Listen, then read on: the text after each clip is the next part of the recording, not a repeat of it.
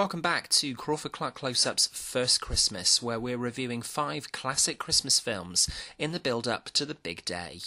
Next up, we have the sequel to one of the 90s biggest films, Home Alone. Coming just 2 years later in 1992, Chris Columbus and the cast of the first film returned for Home Alone 2 Lost in New York, along with one or two new famous faces.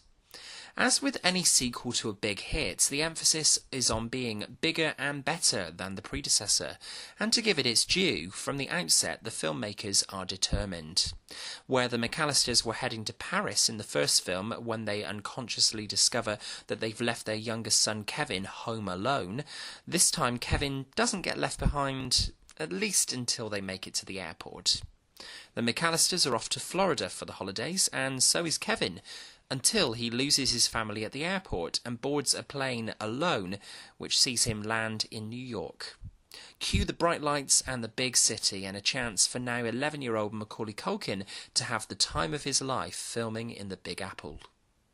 Having escaped from custody, Joe Pesci and Daniel Stern return as bumbling Harry and Marv, and conveniently find themselves also in the Big Apple, determined to rob a toy store of all its cash on Christmas Eve. It's up to Kevin, away from the protection of his home and familiar surroundings, to lure Harry and Marv into a trap and prevent them from destroying Christmas for thousands of kids. As sequels go, despite the fact that it's far from original, everyone is on top form once again second time around, and Home Alone 2 is actually a lot funnier than the first film, mainly thanks to the wonderful inclusion of Tim Curry as the uptight manager of the Plaza Hotel in New York. The absolute highlight of the film comes when Kevin uses the brilliantly written and orchestrated Angels with Even Filthier Souls film within the film to ridicule the hotel staff when he needs to make a quick getaway from the hotel, which gave birth to one of the most quotable lines in all of Christmas movie history. "Merry Christmas, you filthy animal, and a Happy New Year."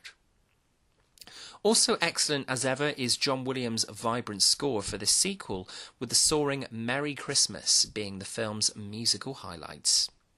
Macaulay Culkin sparkles once again as the streetwise Kevin, finding his way out of all sticky situations and eventually winning the day.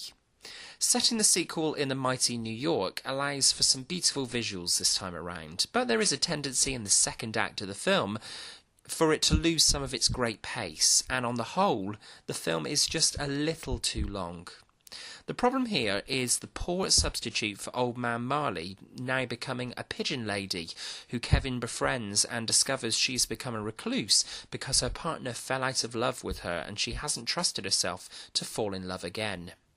The 2 turtle doves symbol is a little twee as well in comparison to the genuine heart and emotion of Marley in the first film, and it's a shame that the filmmakers felt they had to replicate this kind of character for the sequel to attempt to pull at the audience's heartstrings, when the final product isn't actually as strong this time around. The tricks Kevin pulls on Harry and Marv in the final act are also more elaborate than the original film, with some of the stunts pushing the PG rating to the highest end, but it's executed well. All in all, there's lots of fun to be had with Home Alone 2. It doesn't stand up as a great like its fantastic predecessor, but neither is it a crushingly disappointing and tired sequel like later installments in the now tired Home Alone franchise.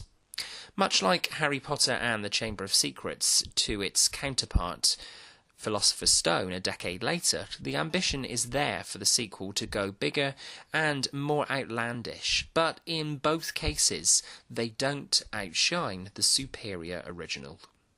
Nevertheless, Home Alone 2, Lost in New York, is a... Alrighty then. Where does Home Alone 2 sit for you in the Christmas movie pantheon?